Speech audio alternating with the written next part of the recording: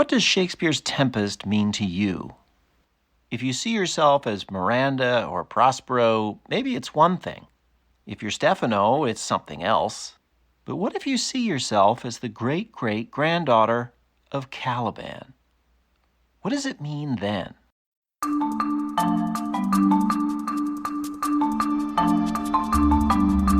From the Folger Shakespeare Library, this is Shakespeare Unlimited. I'm Michael Whitmore, the Folger's director. That question about Caliban is at the center of a new play by playwright and director Madeline Sayed. It's called Where We Belong.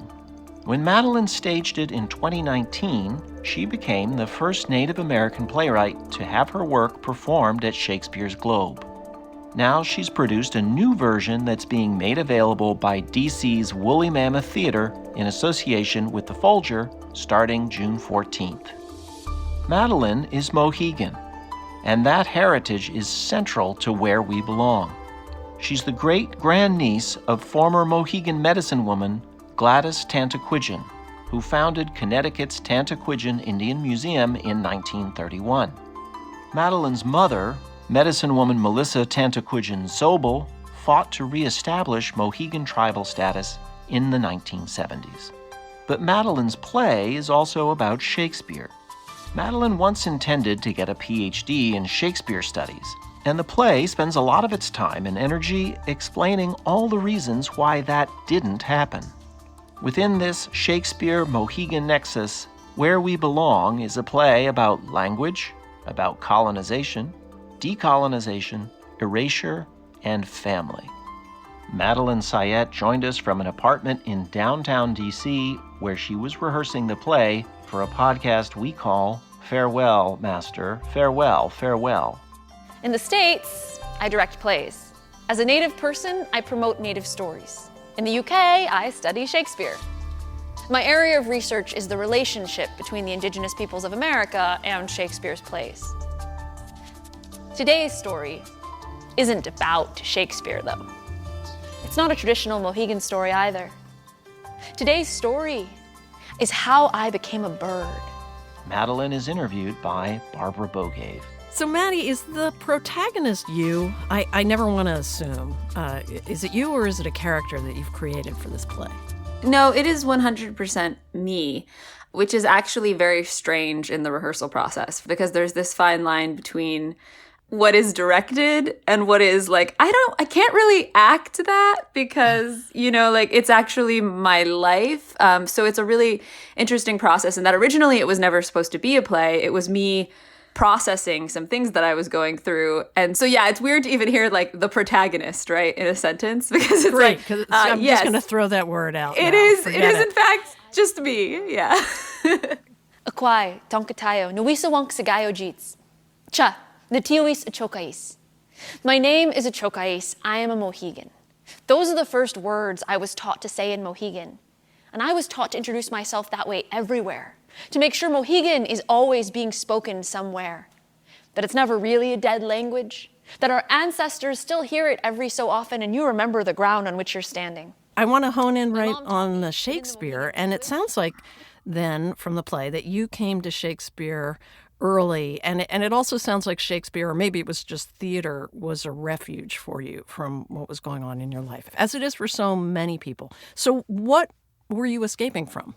So I did come to Shakespeare very young. My mom started taking me to see outdoor Shakespeare productions when I was 7 years old, and so I read the complete works when I was 7.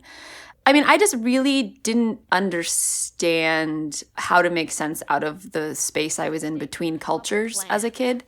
My parents, they come from different cultures and are already divorced at this point. So Thanksgiving traditionally consists of 2 very separate meals to symbolize the division in my family. We do lunch with my mom's family for Thanksgiving number 1, the one with natives, and dinner with my dad's family for Thanksgiving number 2, the one with Jews. There was this constant tension where I always felt like there was something wrong with me in some way, shape, or form. And at the time, I felt like whenever I could be someone else, that was just so much easier than trying to process whatever was, happening in real life. I take comfort in knowing no matter how much trouble I'm caught in, I can escape to Shakespeare rehearsal and be someone else. Oh, Romeo, Romeo, wherefore art thou Romeo? Deny thy father and refuse thy name, and I'll no longer be a Capulet. You know, normal teen stuff. And in Shakespeare, I don't have to worry about making a mistake or saying the wrong thing. Psh, it's already written. I just have to speak what's been handed to me. And it sounds really good and makes people think that I'm charming and funny and smart. When I speak Shakespeare, people listen. So teen me splits my time between performing for a local Shakespeare company and working for my tribe. Totally understandable. And also, your mother was a real activist, and your whole family was involved in activism. Tell us about that, because you say in the play that to be native in Connecticut is basically to be told every day you don't exist and decide whether or not today's a day it's worth fighting about. As a kid, my mom or other Mohegans would show up at my school to intervene and make sure our history was being taught correctly. But now, as a teenager, my mom is constantly reminding me it's now my responsibility to fix things. Yeah, so it's interesting even hearing the word activist, right? Because like I would have never thought about that. Like in my mind, it's just sort of like what it is to be a Native person. Even to exist is like revolutionary. But I suppose it would be. Like my mom worked very hard when I was a kid toward our federal recognition. My Mohegan Wolf family was really all about staying put. Like they wouldn't leave, like at all. As elders, my Uncle Tom and Aunt Gladys stopped leaving home altogether. They were terrified that if they left, they might die somewhere other than on Mohegan Hill, which, like, let me be clear, to my family is the worst thing that could happen. Our medicine relies on being home, being where our ancestors can look after us. My Aunt Gladys founded Tanaquichin Indian Museum with her brother and father, where, which was a space in which my family was very passionate about educating other people about our customs and about our ways. And so it was never like, this is activism. It was like, if we are to survive, this is necessary. So it's just an interesting framework to even think about as activism, because it's like if someone is telling you every day you don't exist, do you just accept that you don't exist, or do you say, actually, I am in fact here? In order to talk about Indigenous Shakespeares, though, we have to go back to how Shakespeare got to America, to Indigenous peoples. We need to talk about erasure, cultural genocide, and assimilationist education initiatives in America designed to eradicate Indigenous cultures and replace them. Already we're into that divide, because I'm thinking that my producer, Richard Paul, grew up in Connecticut, and he told me that growing up as a kid in his part of the state, no one knew there were Native people in Connecticut. It's crazy. They do these studies every so often about how many people in America still think Native Americans are alive. And it's astonishing how many people just don't believe we exist. But when they do, it's usually they think of Lakota, they think of Navajo, they think of, folks out in different parts of the country. They don't think about the Northeast. Yeah. They think basically about cowboys and Indians. They think about, they think, because, if you think about the way that we're trained to think about Native people in America, America's main art form is film.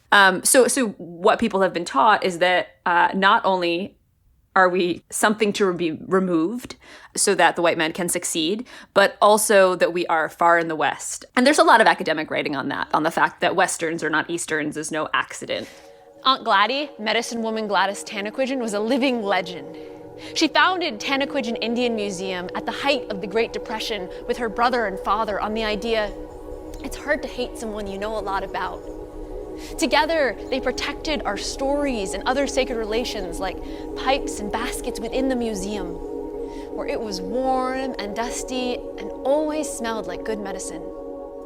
But you see, part of the reason the museum ended up coming into the play was this contrast between Tanaquichin Indian Museum and the British Museum, and folks within the development process wanting to know more about that, like what my expectation would be.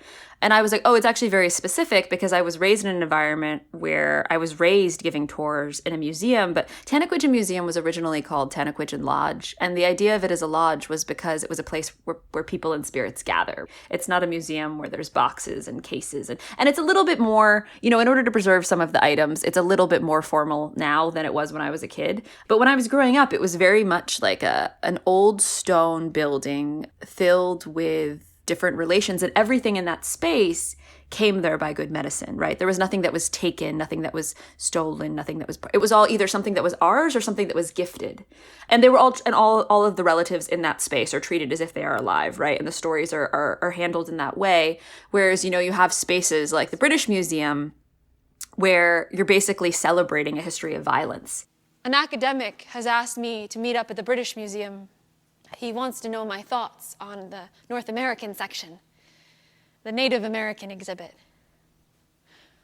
On the way in, we stop through the British section, a celebration of the height of empire. He gestures enthusiastically. Here's the shield of the first Aborigine killed when Cook arrived in Australia. And the living spirits within objects in those spaces. Most people don't understand that Indigenous peoples in a variety of Native nations have a very different relationship to what is animate and what is inanimate. Yes, we have a ton of Maori trophy heads. Recently, a Maori artist wanted them displayed under a structure he built so that we could show the world what we had done. I thought it was very exciting. Museum didn't go for it naturally. Well, I'm thinking of the whole scene in your play where you go to a museum and a museum curator is talking about all of the Indigenous peoples in terms of their corpses, really, and you're just horrified. And this is the kind of experience we grew up with, going to see Native Americans in dioramas in the Natural History Museum. Here we go, North American section. I step back, giving the sacred relations space. How did these get here, I ask, looking at a mash of mislabeled Indigenous artworks, like varying nations crowded into a railcar. A continent facing genocide over hundreds and hundreds of years. Wide spanses of geography thrown together in cases without specific acknowledgement. Oh, they take legally acquired very seriously. And there's two levels to that. There's level one. For Native people, it's horrifying even for the things that non-Natives would consider objects to be there, like sacred items that actually have living spirits attached to them that are not physical human corpses. And there are words to describe things that we have in Indigenous languages that are specifically for, animate beings that are not people. But English doesn't have those words. And then in addition to that, that mentality that they have about those items is connected to the fact that then, when something's a corpse and not a person, it's also an object. And so this idea that everything in a museum is an object as opposed to everything in a museum is alive are two very different ways of thinking. Everyone freaked out when they thought Shakespeare's head might be missing. But no one cares how many native skulls sit in boxes unlabeled. I'm sorry, I have nothing to offer the spirits crowding this building, mashed up against friends, enemies, strangers who don't understand them, all yearning to go home. I'm scared to close my eyes and listen to the howling and pain around me. Shh. I certainly didn't bring enough tobacco. I want to get back to when you were a kid because I know I was this kind of mom where I would tell my kids to go in and if they heard something in history class or anything at school, to speak up and say, no, it's not like this. And in the play, you have a scene where your mother's telling you. So on those days when my mom makes sure I go and tell my teachers to their face that I will not be handing in their assignment on Manifest Destiny from the settler's perspective, but will in fact be writing a paper on Wounded Knee so they learn something. So what was that like for you to be that kid? Yeah, it was very stressful. I was very shy as a kid. And I still don't handle tension very well. It's interesting because I feel like I'm in tension all the time now, but this play is doing that. I mean, yeah, right. Exactly that. But I was very shy, and I also had a lot of anxiety as a kid. I was very conflict avoidant is the easiest way to put it.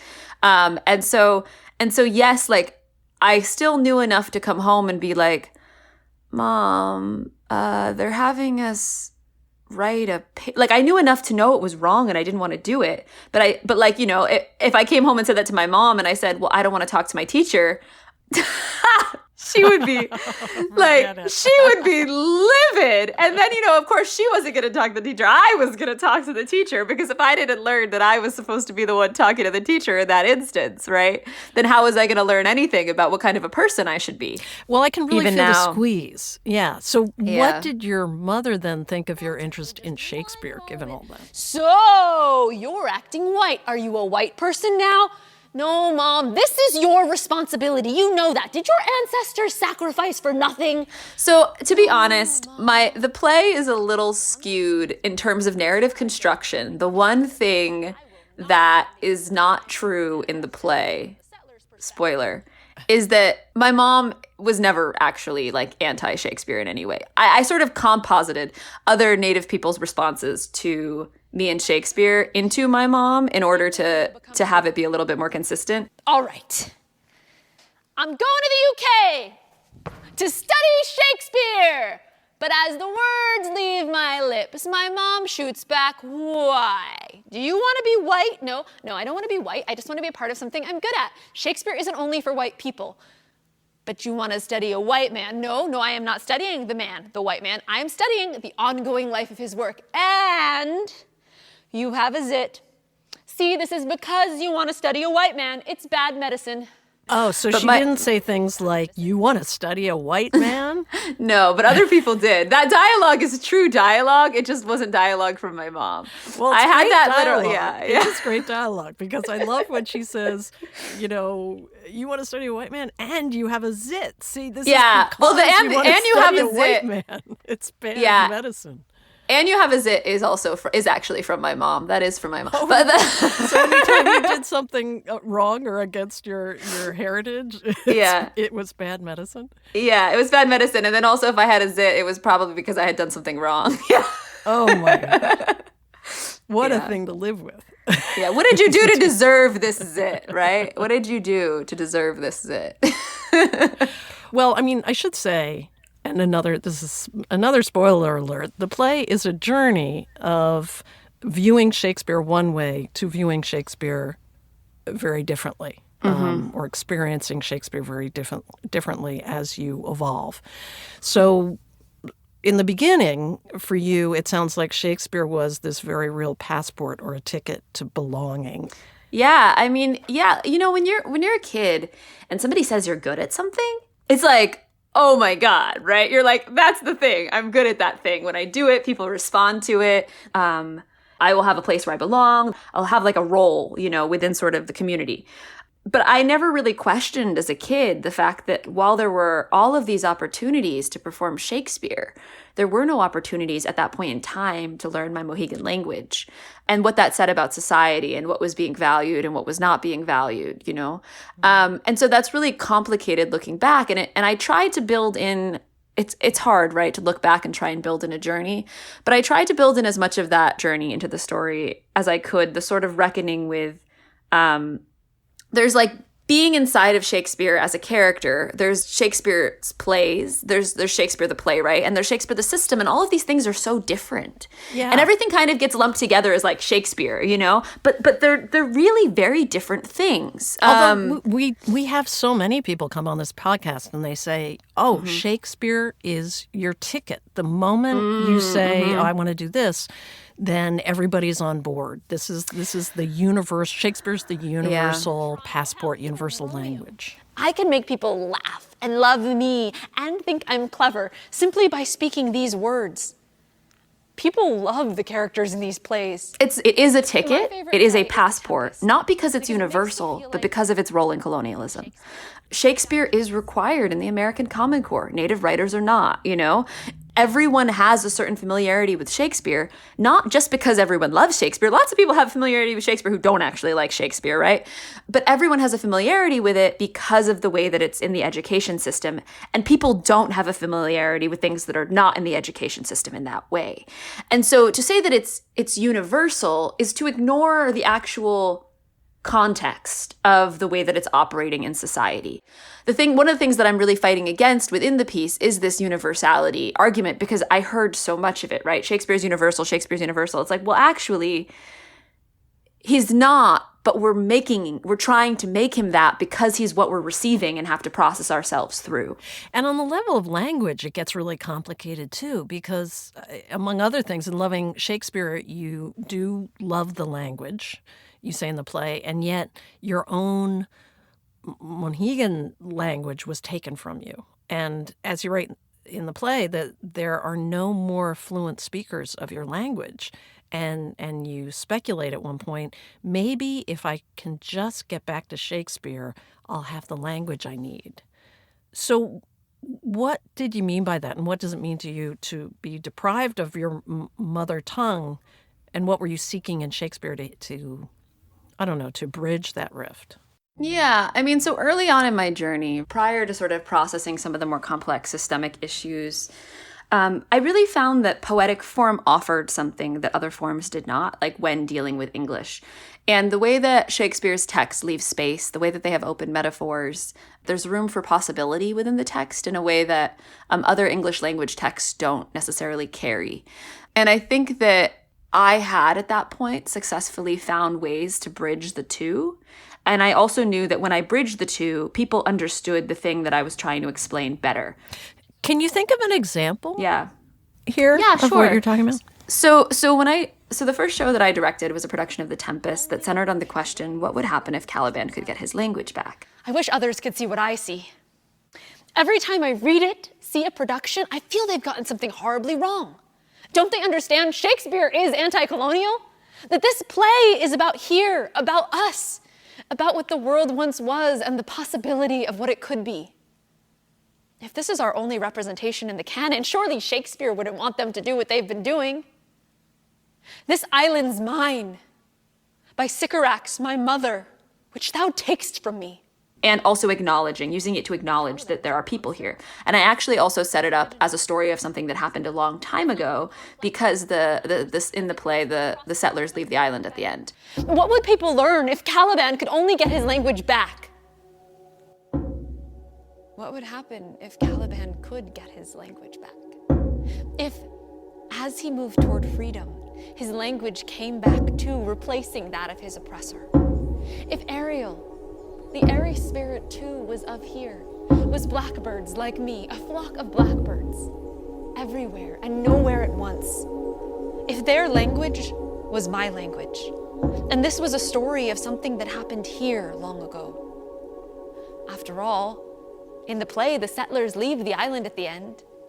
Maybe I can prove Shakespeare wanted the colonists to leave too. So the idea was that the prologue was in Mohegan and the epilogue was in Mohegan, and it's a story of something that happened as if colonialism never actually happened, but this was something, a brief moment in history. Academics love it. Oh yes, they say, this is what The Tempest was always about. I realize the power that comes with showing people a different way of seeing the world. This is clearly what The Tempest was always about. It was always about Native people in the Northeast, you know? And it made me go like, whoa. Like, I didn't change a word of the text. I just made choices with it.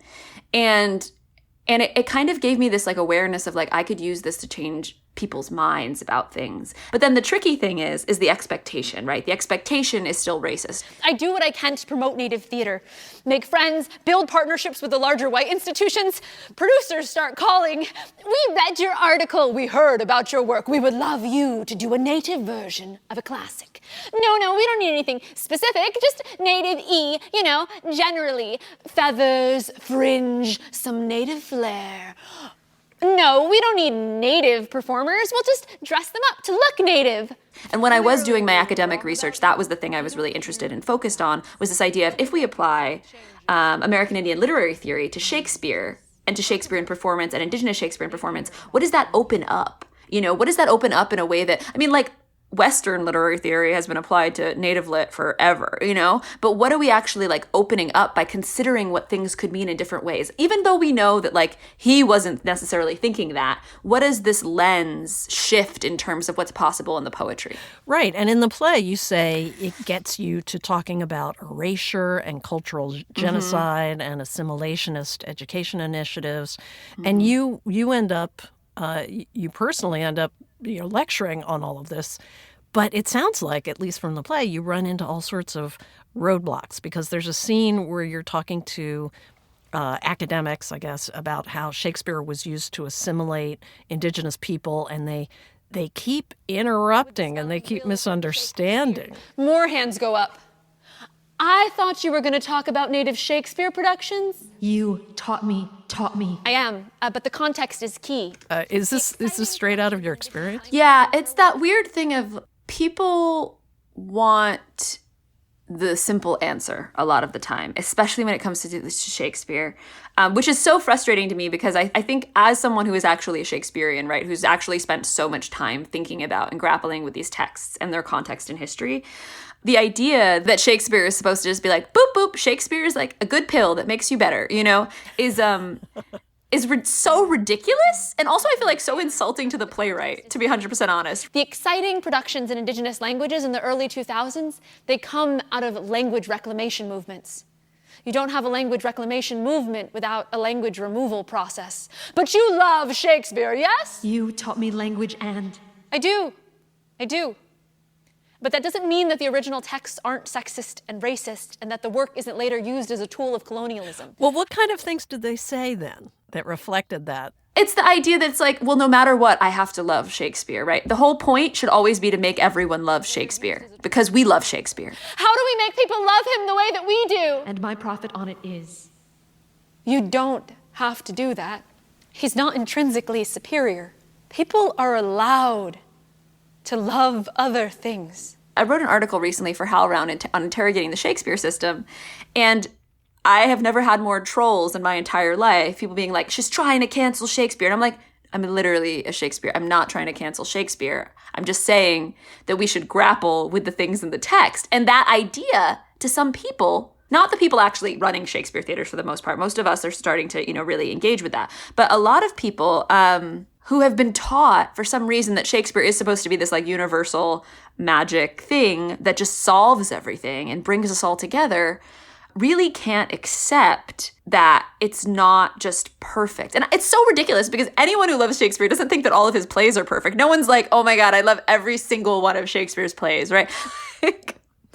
So it's just a very bizarre cultural consciousness that exists around this playwright and his work. I mean, is this why you gave up your PhD program?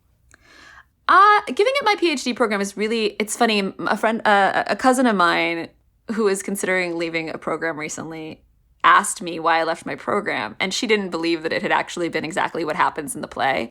But it was exactly what happened in the play. Well, I don't know that I should give that away. But basically, it was a culmination of things. And it was a very simple moment where it was a question between, do I want to be a part of this system? Or do I want to go back to working with living people to try and make change that way? And also, just honestly, realistically, within academia, I could have kept working on that book and it would have been published in 5 years and then someone might have read it. But if I write a bunch of thing. Right. It just takes so long and it wouldn't be for the people who I actually care about.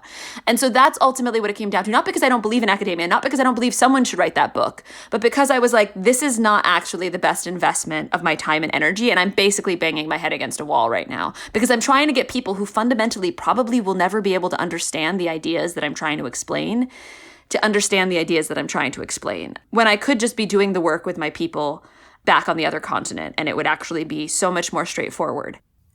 So where does this leave you with Shakespeare now, then? Because the play ends with lines in what I assume is Mohegan language, as if you or the main character in the play is just done with English and done with the white man. Wigwoman jeets boranasha. Wigwoman unks. Wigwoman skeetum bakananer. Wigwoman Mahomet wayonemon. Wigwoman, wigwoman, wigwoman, wigwoman. I know that's not what it's supposed to be about. I mean, it's tricky. It's complicated because the whole play was always supposed to be about deconstructing binaries. And there was a million different drafts where it was clear in the last section that I still work with. I mean, I'm joining the faculty at ASU in the fall as part of the Center for Medieval and Renaissance Studies, so it's not like I am done with Shakespeare. It's tricky, right? Because within a narrative, you have to make choices about what's important. And ultimately, the epilogue is about our COVID moment. It will change again when there's a different moment that we're in. But it was never supposed to be like neat. It was never supposed to be like this or that. My concern with the play is it feels a little more this or that than it used to, in a way that isn't, I don't think, helpful to deconstructing the binaries that the play is supposed to deconstruct. But we'll see what happens. I also think it's different in performance for that reason, because there's a lot more heart in it and a lot more vulnerability. But I mean, no, I'm not done with Shakespeare. I don't think he's the most important thing. He's taking up too much space, and that other things also need to have equal space so that we can actually have conversations about what it means to be human and not look for this, one white playwright from the early modern period to define what it is to be human, when in fact he does not know what it means to be Mohegan. He does not know what it means to be all of these other things. And I think that that's really important. And when you say he's taking up too much space, I don't mean to take it literally, but literally in terms of, academia, in terms of curriculum. What do you mean by that? Yeah, I mean, he's super funded, and that's not an accident. That he's the most funded playwright. He's the most produced playwright in America.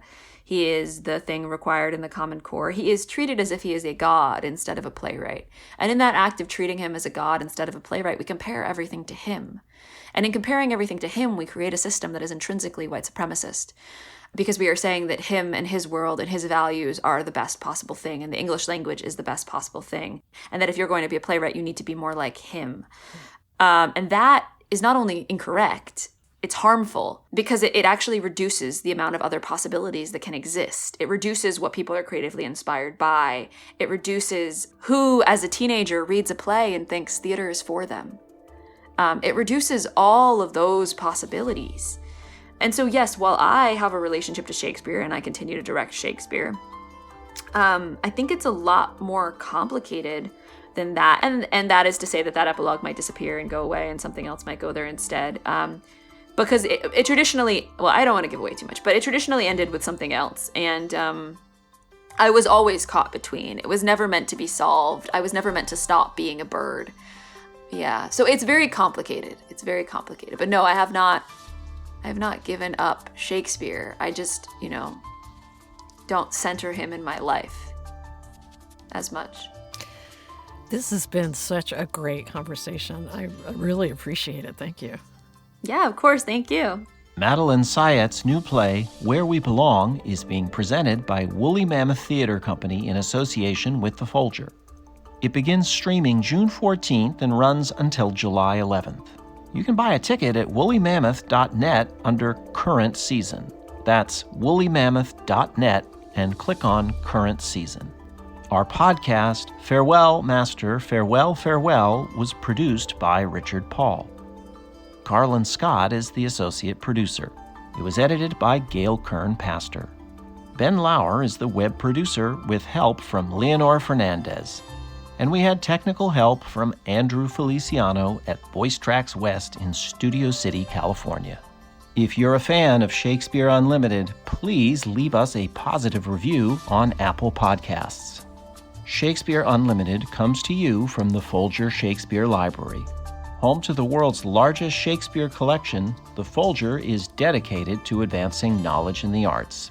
You can find more about the Folger at our website, folger.edu. Thanks for listening. For the Folger Shakespeare Library, I'm Folger Director Michael Whitmore.